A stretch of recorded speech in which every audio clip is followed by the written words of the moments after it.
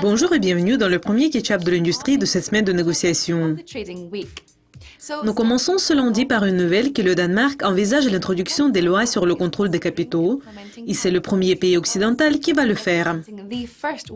La Banque centrale du pays fait face à une tâche difficile de tenter de maintenir le peg de la couronne par rapport à l'euro, après avoir récemment essayé de nombreuses mesures, dont l'achat de devises à hauteur de 32 milliards d'euros seulement cette année.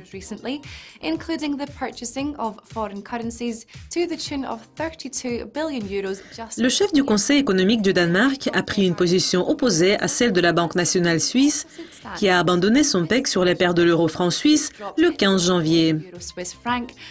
Monsieur Witte Jacobsen a déclaré qu'il va défendre le peg jusqu'à la dernière goutte de sang. S'il faut introduire des restrictions sur la libre circulation des capitaux pour une période afin de défendre le taux de change fixe, je crois que la Banque centrale va le faire, a déclaré publiquement Monsieur Witte Jacobsen. Si le Danemark suit cette fois, cela va représenter une intervention qui serait égale à environ 10% du propre PIB du Danemark, ce qui va rendre la viabilité d'une telle action très douteuse.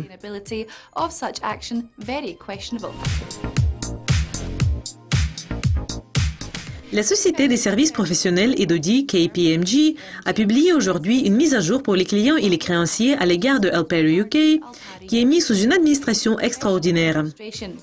Les pools d'argent des clients et la possibilité de faire une demande via un portail de demande seront disponibles pour la première partie des clients qui vont accepter les soldes de leur compte avant le 6 mars 2015 et ils seront discutés lors de la réunion avec les créanciers et les clients.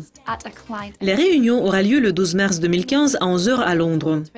Tous les détails, y compris les actions que les clients et les créanciers doivent prendre afin d'assister et de voter, seront inclus dans les propositions.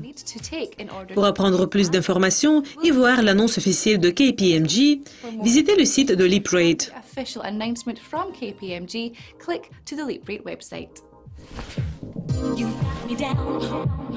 Et enfin, aujourd'hui, LeapRate apporte une nouvelle sur certains changements dans la participation dans Plus 500, le courtier de Forex et de CFD de détail, connu pour ses mesures efficaces de marketing et celles financières robustes. Selon une annonce, JP Morgan Chase & Co. a vendu 3 024 198 actions du courtier le 19 février 2015. Cela laisse la banque d'investissement avec 5 957 023 actions dans Plus 500, qui est égale à une participation de 5,19%.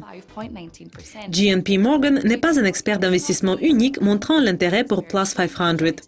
Newton Investment Management a augmenté sa participation dans Plus 500 jusqu'à 5,12% le 27 janvier 2015. Puis, il y a évidemment le mouvement récent de la Deutsche Bank qui, à partir du 29 janvier 2015, détient une participation de 5,38% dans la société.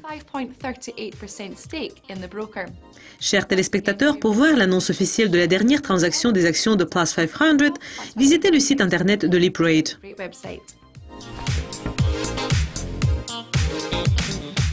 Bon, c'est tout pour le moment. Merci d'être avec nous. Revenez demain pour voir notre prochaine édition. Mais pour le moment, au revoir.